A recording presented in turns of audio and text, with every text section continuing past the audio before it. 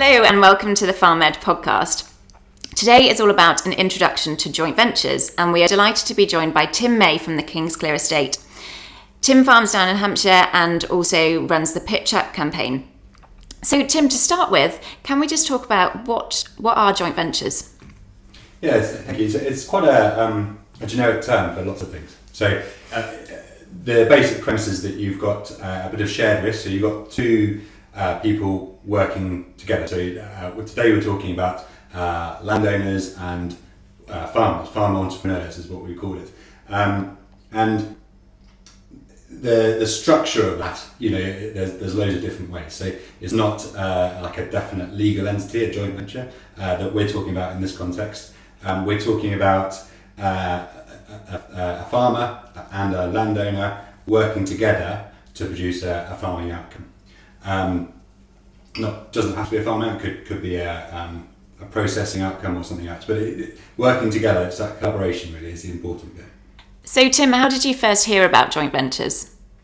Yeah, so I did an Nuffield scholarship in 2011, and I was looking at how to take our business forward. So we farm down in Hampshire, quite a big farm, 2,500 acres, family farm, and we were very conventional sort of cropping, no-till, that sort of stuff. I did Nuffield, and it took me around the world, took me to Brazil, to America, to Kenya, Tanzania, and I really started to question the way I was farming. One of the things I realised was that we needed to change into more, they call it regenerative now, or sustainable then, whatever it is, but we had to start using more of our natural resources and build on that. And so have a much more diversified business. What I realised also was that there's only so much capacity I had in my head to run these diversified businesses, especially at the scale we're talking about. So it seemed pretty obvious to me that we were going to have to use the resources of other people and to have other people work away on their plans and their businesses within the farm, so we get more diversity, more activity, good for the environment, good for business, good for everything. So in order to do that, I couldn't see that there was much value in going down a route of straight employment, because we needed much more creativity than I thought I'd be able to find through employing people directly. It is very linear in my mind, and there's not much ownership in the problems and the solutions. And I found a much more creative way was to open up these opportunities to anyone that wanted to come. So that's how briefly how I got into looking at the idea of joint ventures and using partners instead of employees, or as well as employees on our business. And can you tell us a bit more about sort of the type of joint ventures you've got currently on the farm and that you've had previously? Yeah, sure. So most of our joint ventures have been based around production. So they've been we've got a dairy at the moment, a mobile milking parlour running through the land at the moment. We've also had a shepherd. He came for quite a while, came employed and then moved into his own business up. And then we've had a chicken enterprise that has grown up to a decent scale and now has reduced down to nothing, and hopefully we'll start again with another person. And then I guess off farming, my wife runs a counselling business, and all of her counsellors have worked on a very similar sort of joint venture process. So she has 14 counsellors working in her counselling suite that are run on a very similar process. And you recently gave a talk at FarmED, and one of the things you mentioned was obviously going through this process of changes, getting new people involved. There can be a sort of impact, positive and negative, on your mental health, and that's something you factor in. And I found that really interesting, how you will put it in your budget of having support for mental health as well. Have you seen any other farmers taking that up?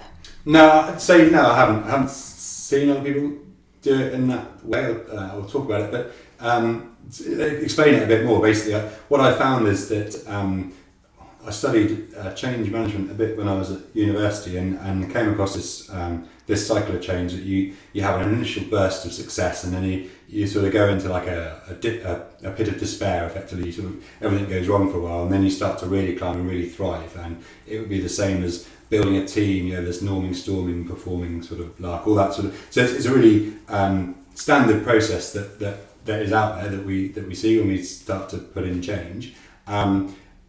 But very few people actually talk about it and embrace it, and I actually see it as the strongest part of your personal development into these new things. When you hit that pit and then you find the personal resilience to build your way out of it, that's when things really start to happen well. So instead of sort of shying away and not talking about that phase, it's actually something I think we should celebrate and really enjoy it. And it's hard to go through, but a really positive thing.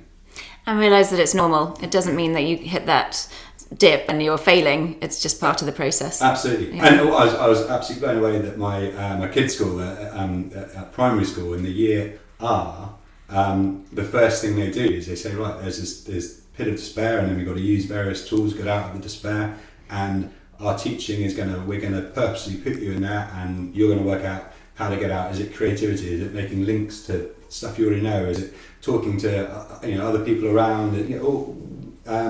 And so just absolutely amazing that people are starting to think and embrace this thing. Yeah, that's so encouraging to hear. Can you tell us a bit more about Pitch Up? I think it's in its third year now, and it just seems like such an exciting concept. So please tell us more. Okay, so Pitch Up was born out of the desire to get more people, more enterprises on the farm. We realised that the more people doing positive things on our landscape, the more our landscape is going to thrive. But what we're also realise is actually connecting with those people is quite a challenge. And so letting people know that we're open to approaches of all kinds for land use, product development, all that sort of stuff. We're a place that's open to that.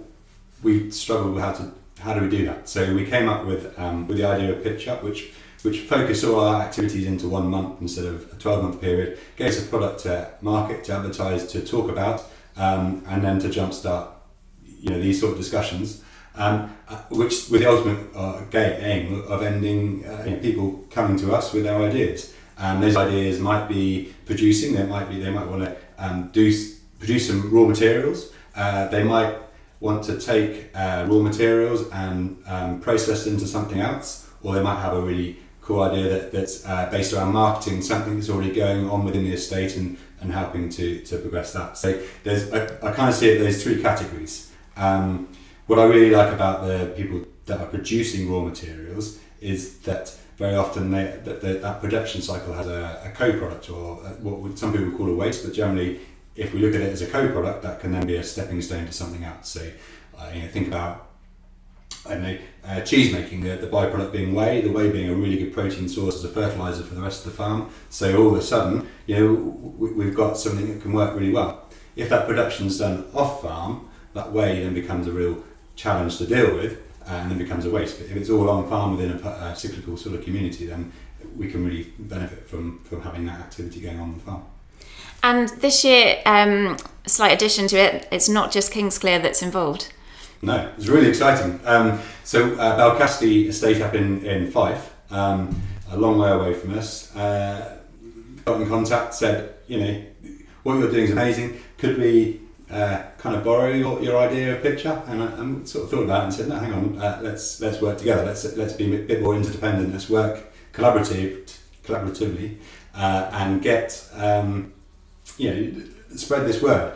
What we've found really interesting is that the problems, because there are challenges with this, and the problems they were having were the same as the problems we're having, and largely it is about attracting the right people that have got those right sort of ideas, and I think that comes from letting people know that we exist and we're open for these things. So if we can join forces and talk about Pitch Up more together, then we can spread the word.